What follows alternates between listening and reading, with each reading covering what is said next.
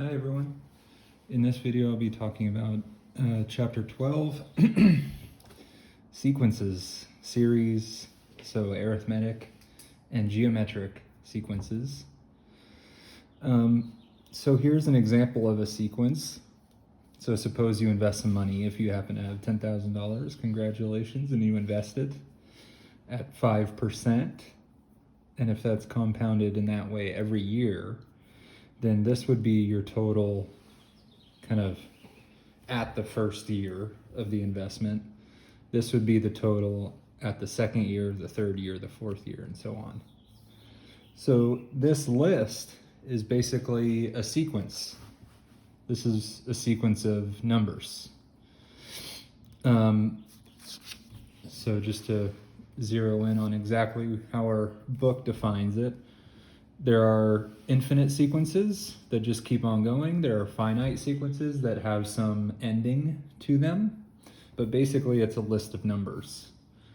And a list of numbers could have a pattern or it couldn't. A couple lists of numbers that have a pattern are called arithmetic lists and geometric lists. And again, I'm just saying lists, also sequence. So some lists of numbers, sequences, have patterns. We'll see what makes that pattern arithmetic, and we'll see what makes that pattern geometric. So here's an example of a general term. So you'll see that here's the general term. Instead of having x, we now have n, and the n represents the position in the sequence that term is. So what I mean is the first term in this sequence, if I put a 1 in for n, that means I'm looking at the first term. The first term is a 2. Right, 2 to the first is 2. The second term, again, I have the same general term, so I just now square 2. We get a 4. That's the second term in the sequence. The third term in the sequence is 8, and so on. Putting a 6, this means the sixth term in the sequence. Right, 2 to the 6, 64. So it should remind you of functions. That's why I wrote it this way here. It should kind of remind you of functions where your input is n, but your input is only 1, 2, 3, 4, 5, 6. You're not going to plug in like a half for n. So n is the position, right? This is the first position. So n was equal to 1 there. This is the second position. So n must have been 2 there. Down here, this was the sixth position. So n must have been 6 there. So we have n kind of gives the position, and a sub n defines the actual number in that position.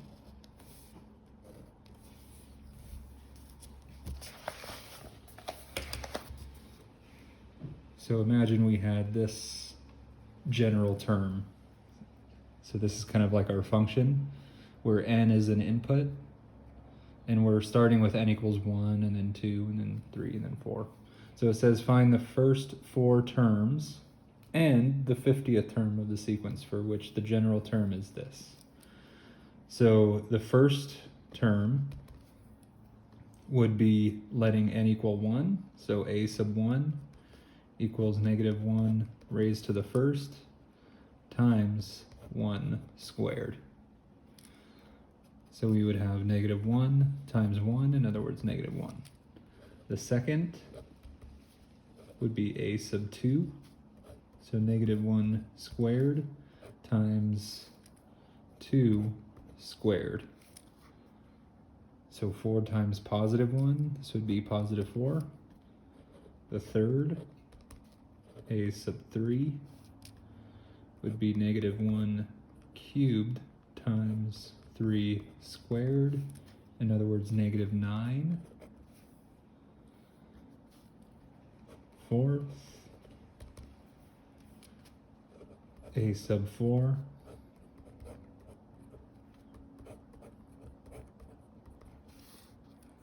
so positive 16 here are the first 4 terms, and then the 50th, a sub 50.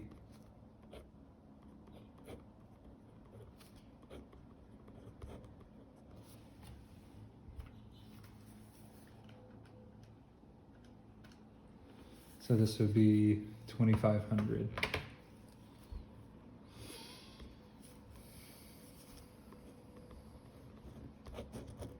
So that's the 50th term in this particular sequence. So it's the 50th term, but the actual term itself is this 2,500. Predict the general term. So what if we're given the actual terms in the sequence and they want us to predict what the general term a sub n is? So that's what we're looking for. We want a sub n equals some formula. So just to look at the list, when n equaled 1, we have a 5. When n equals 2, we have a 10, and so on. Just to be really clear about what's going on, right? This is the third, and then 20 is in the 4th position.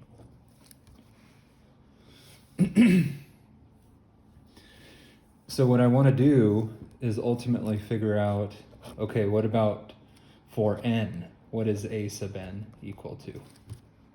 Right, that's what we're ultimately looking for. A sub n in this case. Okay, so it looks like we have that it's going up by 5 every time. So perhaps, well, if I rethink of 5 as 5 times 1, rethink of 10 as 5 times 2, rethink of 15 as 5 times 3, 20, 5 times 4. So maybe it's that 5 times n should be my general term. So a sub n, 5n. What you'd want to do is go ahead and test it. So for n equals 1, yep, we get a 5. For n equals 2, yep, we get a 10. For n equals 3, yep, we get a 15.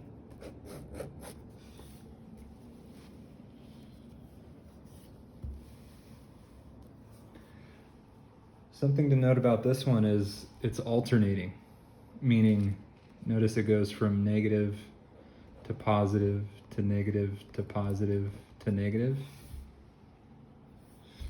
When that's the case, there's often some type of negative 1 to the n or n plus 1. In this case, it's going to be n. So when it starts negative, you want a negative 1 to the first. To make the second one positive, you'll want negative 1 to the second. So this will create your alternating signs, with the first one being negative. Once you figure that out, you can just focus on the numbers, right? And just to notate it differently, this is the first number, this is the second number, this is the third number, this is the fourth, and the fifth.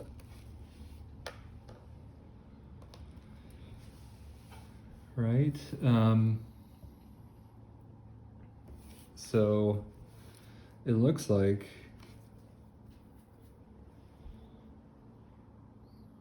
let's see, it's going from 2 to 4 to 8, 16.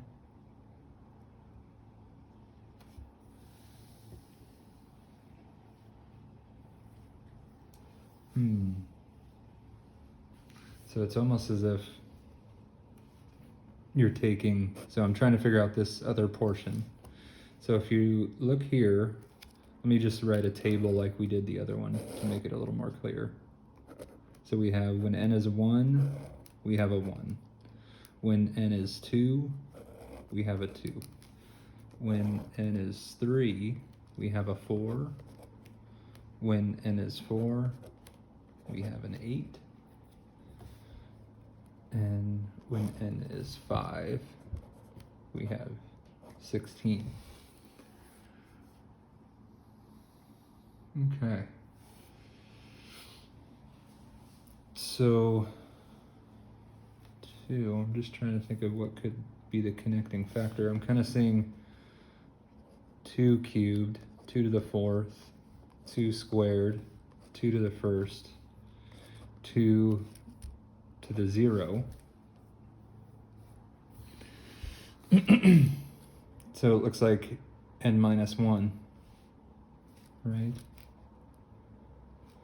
So in general, it looks like for n, it'll be 2 to n minus 1. Right, it looks like that's the connection here. Whatever n was, it's 1 less.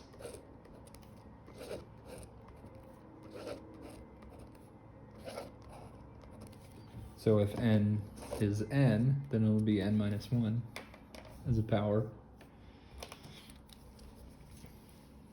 So a sub n will be this negative 1 to the n, and then times 2 to the n minus 1.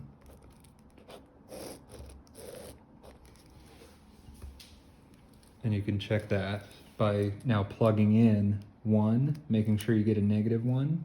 So plug in a 1, you get negative 1 times 1 minus 1. 2 raised to the 0 is a 1, so we get negative 1 out of that.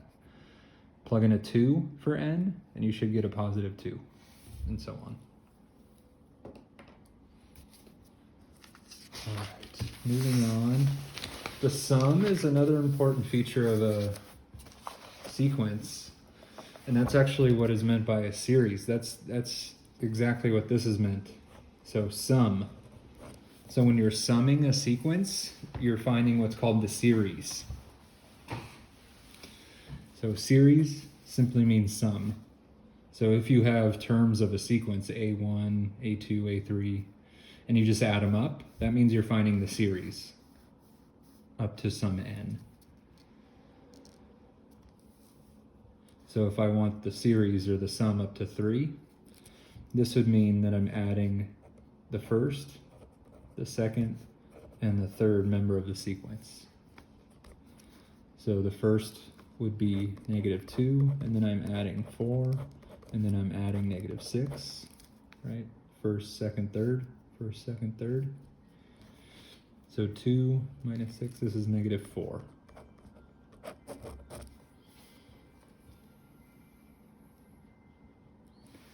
So there's sigma notation. This is Greek letter capital sigma, and it just means add up. It's the notation behind the idea of series or sum. So the notation says that you're going to be adding things up. So what this would mean is you start at k equals 1, and then you work your way up integer by integer up to 4. So you would have 2 times 1 plus 1. And then you would add to this. So that's what this symbol means, is you iterate through k begins with 1 and then goes up to 4. So you'd have 2 times 2 plus 1, and then plus 2 times 3 plus 1, plus 2 times 4 plus 1. And that's what we have here. And then the sum would just be whatever number that is. And just so you know, if you have this type of calculator, check out this button up here.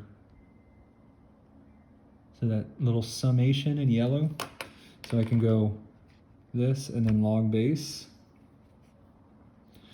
And it likes to use the variable x. So if I want to figure out actually what this number is, right, this number right here, that's all this is a number. I'll go 2 times x plus 1, and then my upper will be 4, my lower will be 1, and I'll press equals. It's 24. So this whole thing must add up to 24, in other words.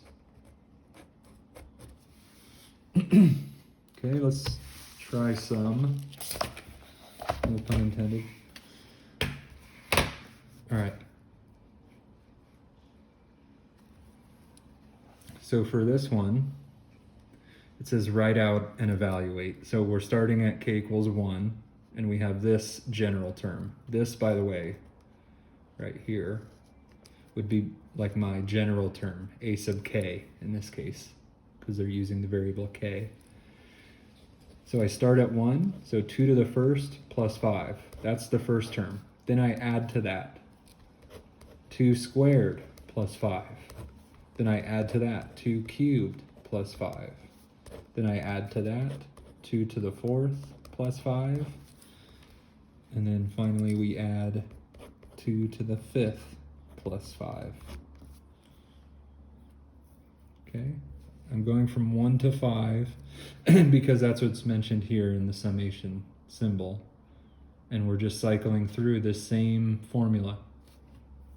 1, 2, 3, 4, and then finally 5. Just to maybe use the calculator again. So shift log base. So sorry if you didn't see that, shift log base. And then 2 raised to the x plus 5, going from 1 to 5. So 87 apparently.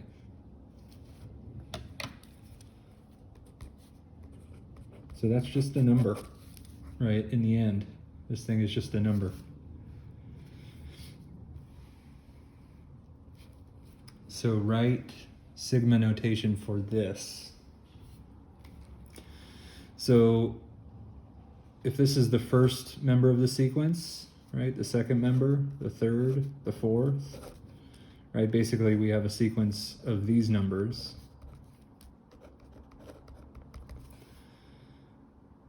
Then the general term of that would be 10 times n, it appears. You see that? So each member of the sequence would be generated by this general term. So to represent the summation, you would sum from n equals 1 to infinity, 10n.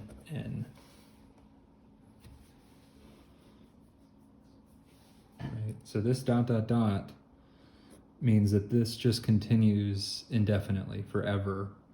So that's why I'm going to infinity.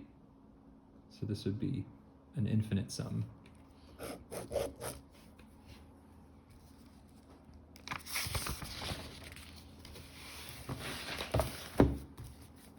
So the sum of an arithmetic series.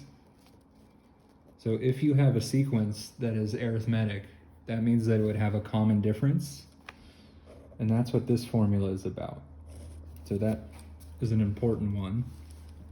So for arithmetic, you'll have the general term always as depending on some first member of the sequence, plus some number of steps, times some size of a step, this common difference d.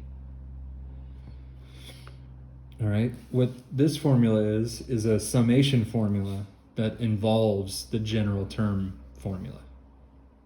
So this a sub n is the same as this a sub n right here. So to calculate the sum, so here we have 1, 2, plus dot dot dot plus, and then we end at 100.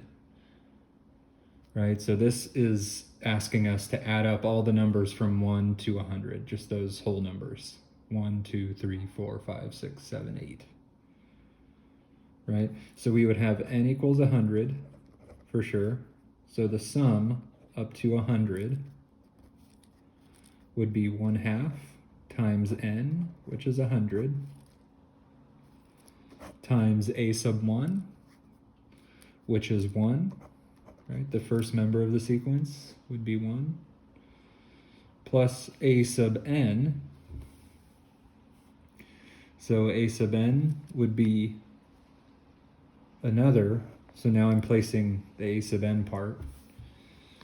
So we'd have another copy of 1, because a sub 1 is 1, plus 100 minus 1 times the common difference So if we're going from 1 to 2 to 3 to 4 to 5 to 6 to 7 to 8, the common difference is positive 1, right? Because that's just that common step that we're moving through with.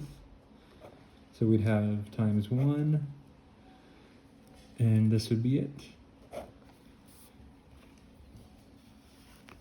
So let's see what this gives.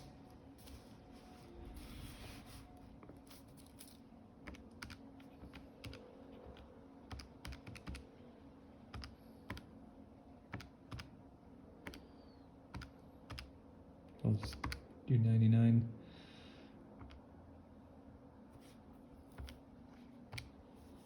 So 5,050. All right, I don't know if that's more than you expected, but that's the sum of the numbers from 1 to 100, the whole numbers.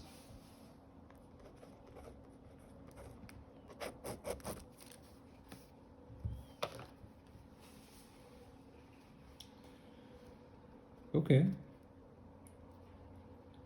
Use sigma notation to write the sum of the first 20 positive odd numbers. Evaluate the sum.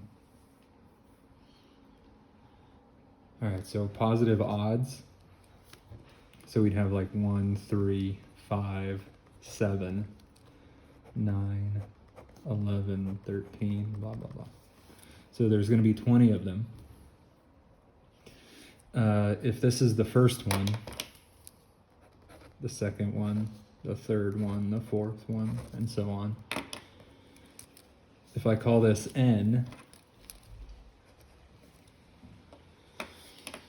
then a formula for a sub n would be what?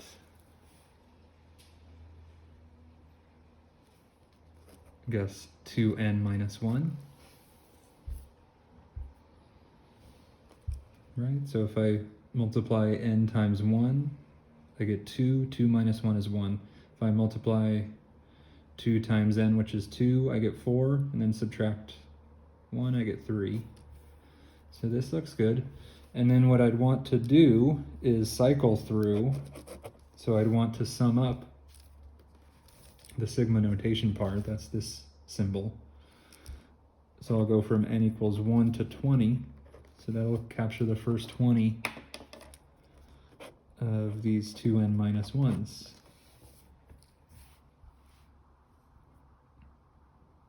Right? Evaluate this sum. So I can go ahead and use, maybe I'll use this version of the formula just to switch it up. Same thing though. So that sum would equal 1/2 of 20, right? 20 is our n this time. I'm looking up here at this thing. So 1/2 of 20 times 2 times 1, right? A sub 1 is 1. Plus 20 minus 1 times the common difference. So in this case, I'm going a plus 2. So the common difference would be 2. This would be what we need to calculate now.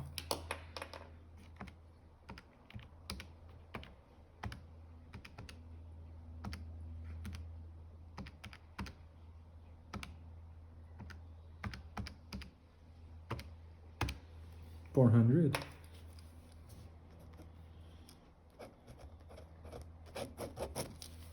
Okay.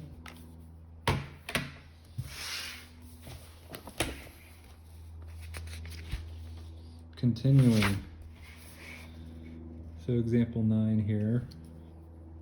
It says if air resistance is neglected, a falling object travels 16 feet during the first second, 48 feet during the next, 80 feet during the next, and so on. These distances form the arithmetic sequence 16, 48, 80.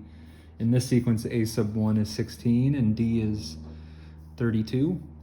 It says find the formula for the nth term in the sequence of distances. Calculate the 5th and 10th terms. So for part A, so if we know it's arithmetic, and we have the first and the common difference, then we would know the nth term is 16 plus n minus 1 times this common difference of 32. We can simplify that as 16 plus 32n minus 32. So a sub n, in simplified form, you can write 32n minus 16. This would be the distances for every second n.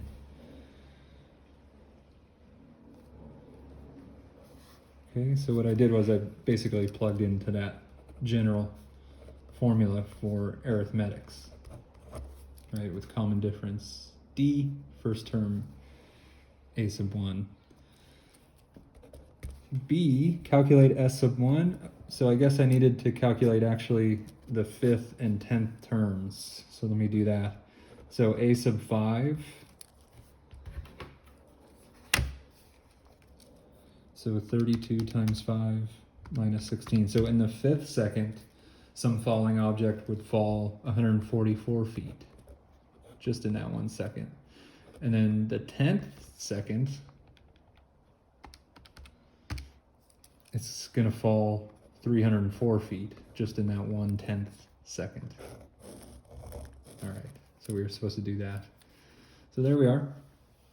Part B, calculate s sub 1, s sub 2. So s sub 1 would just be a sub 1, right?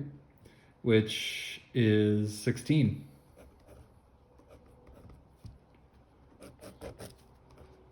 S sub 2 is a sub 1 plus a sub 2. So we'd have 16 plus, well, a sub 2 would be 48. So 16 plus 48 is 64. So that would be s sub 2, actually. S sub 3. So these are the totals, by the way. This is like the total falling distance up to the 3rd second. So we would have 16 plus 48 plus 80, right? I'm just looking at these first 3 terms of the sequence, just adding them up, because that's what s sub 3 would mean.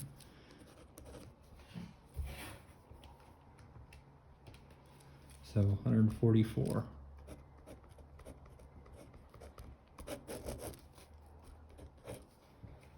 Part C.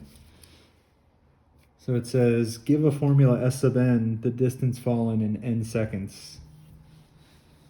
Okay. Let's see. So using this same formula, one of these, I guess maybe this one. Let's use this one again.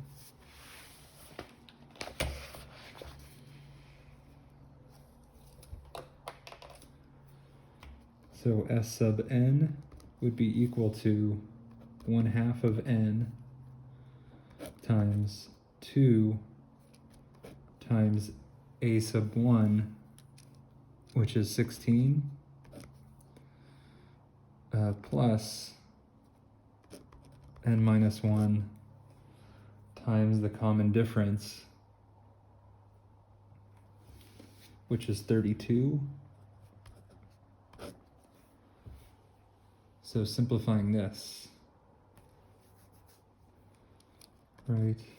So 32, so we'd have 1/2 n, and then inside the parentheses we'd have 32 plus 32n minus 32. These actually cancel. So it looks like s sub n would be 16n squared.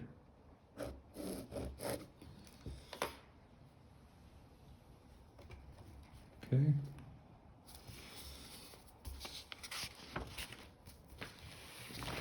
So those have all been arithmetic sequences. Let's go on to a different type and this is like the only other type that we're going to really talk about formally, is the geometric sequence. So what we were seeing before is that if you have a common difference between the terms of a sequence, then that'll be called arithmetic, and it'll be governed by that other formula. That other formula was a sub n equals a sub 1 plus n minus 1 times the common difference d. So that's how you can define every member of this arithmetic sequence.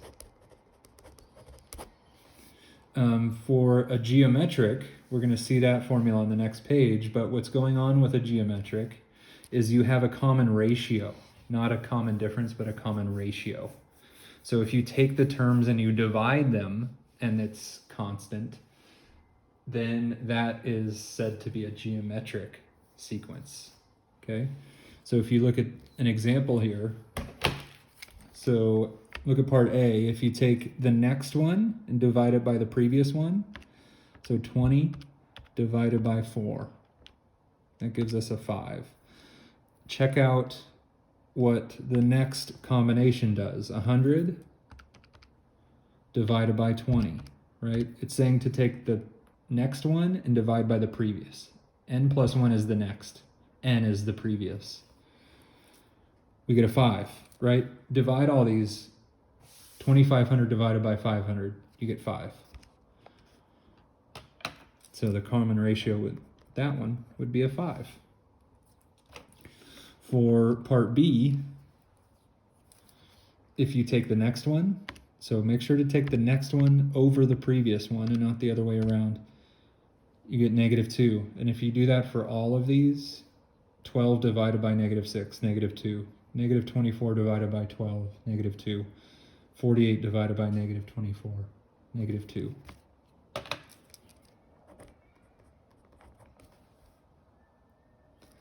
For this one, a little bit harder to see, but I still take the next one and divide it by the previous. So I'll have 3,900 over 5,200. I get 3/4. Let's see what the next one is.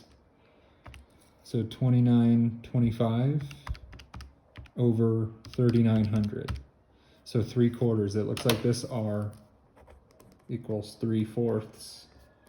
So 0.75, whatever. Here's the formula. Here's the general term for the geometric sequence. Here, this R is what we were just calculating, and then it depends also on the first term, a sub 1, and then this is the number, the position number of the sequence. So when you're looking at the first number of the sequence, you're going to plug in an n equals 1. When you're looking at the second number of the sequence, you're going to plug in n equals 2, and so on. So example 13 says find the 8th term of the geometric sequence. We have 6, 3. So it looks like 6 over 3 equals 12 over 6 equals 2. So in other words, R equals 2. So a sub n would depend on the first term, which is 3, times R, which is 2, raised to n minus 1. So for the 8th term, we get 3 times 2 raised to the 8 minus 1, which is 3 times 2 raised to the 7th. So this would be that number, 384.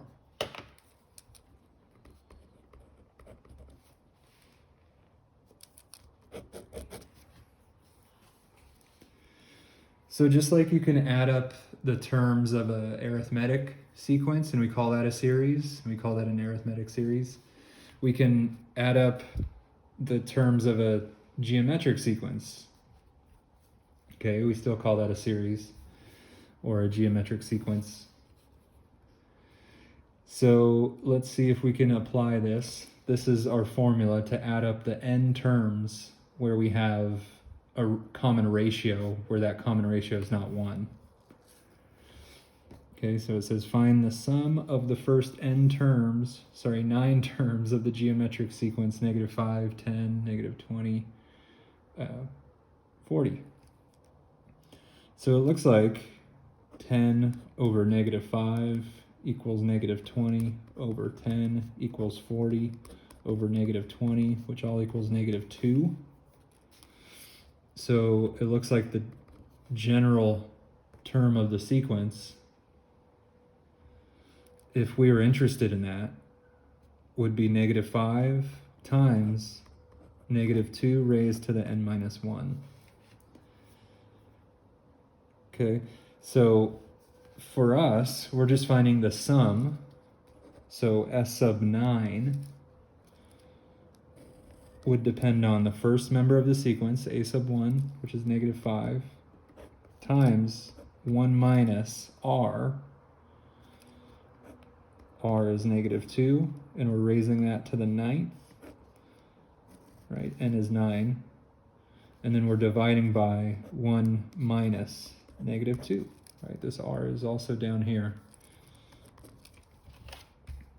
So let's type that in.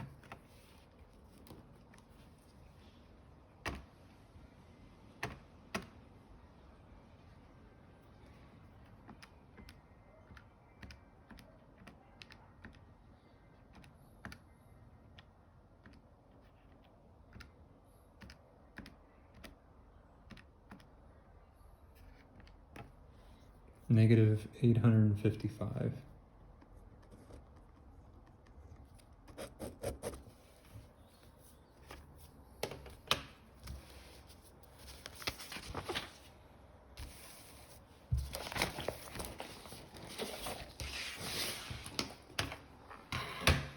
All right, let's try one more.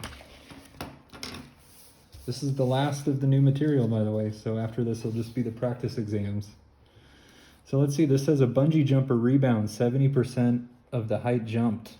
Clyde's bungee jump is made using a cord that stretches to 250 feet. So it says after jumping and then rebounding 8 times, how far has Clyde traveled upward, the total rebound distance, in other words. Then part 2, theoretically, how far will Clyde travel upward before coming to rest? Okay, interesting. So if you imagine this person's kind of bungee jumping, imagine this is the person and they're just going down, down, down. And then they reach some low point and then they bounce up. So what happens when they bounce up is, according to the problem, they only rebound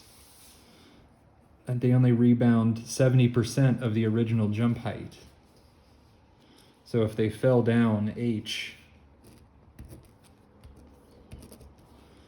then they're rebounding to, I guess, well, I'll just make it a little more obvious. This would be 0.7 times h, right, for the 70%. And then if that happens again, which it should, then they would only rebound to another 70%.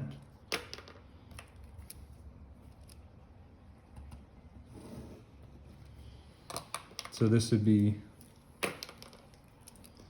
70% of 70% of h. And then if that happens again, which it would, I guess, then this next distance would be 70% of 70%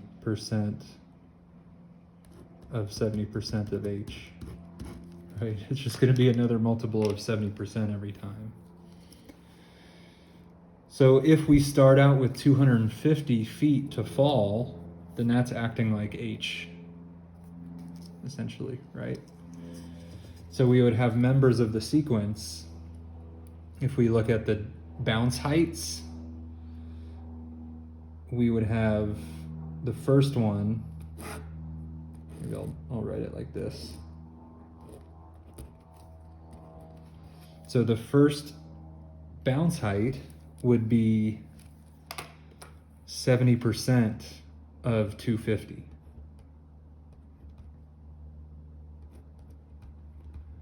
And maybe I'll actually write it as 250 times 0.7. And then the next one, this would be our new fall height, right? Because we're now falling that height. And I would have 250 times 0.7 times another 0.7 for the second one. And then for the third one, I would have this as my fall height. So I'd have another 0.7. So it looks like at every time, I'm going to have a 250 times a 0.7 raised to the number term that is. Right, we have a 1 here, I'll have a 250 times 0.7 cubed here. This is the pattern.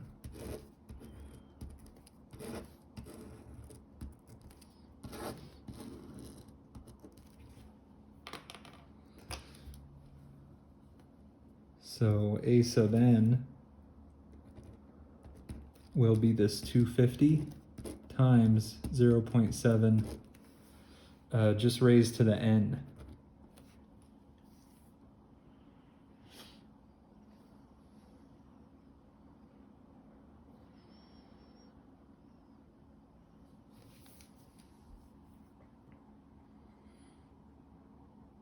Yeah, I'm just looking at that to make sure I like this, but this looks okay. All right. So after jumping, then rebounding 8 times, the total rebound distance. So what we want to do is find S sub 8. This is for part 1. So S sub 8, this is geometric, right? So we're going to have S sub 8 as the first member of the sequence, A sub 1, which is 250 times 0.7, then times 1 minus r raised to the n, all over 1 minus r. So this would be the total amount of distance rebounded.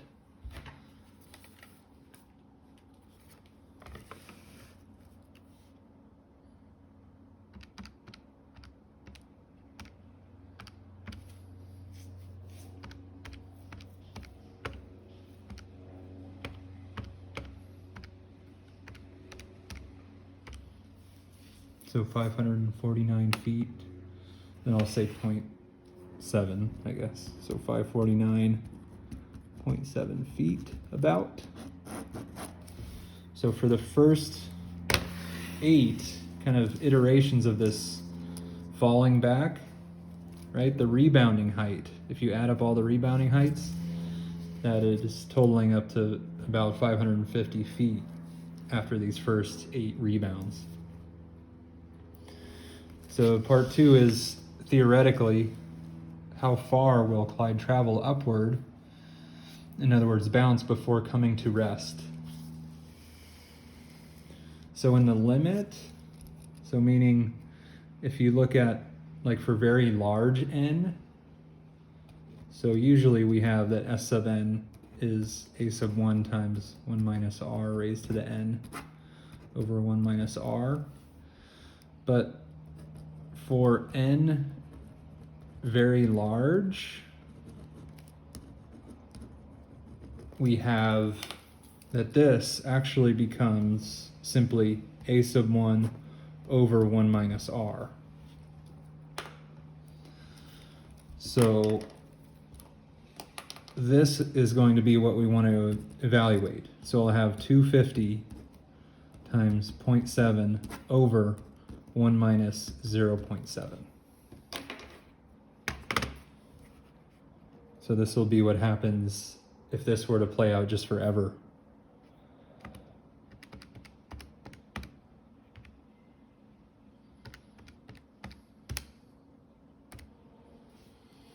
So it would bounce about this much.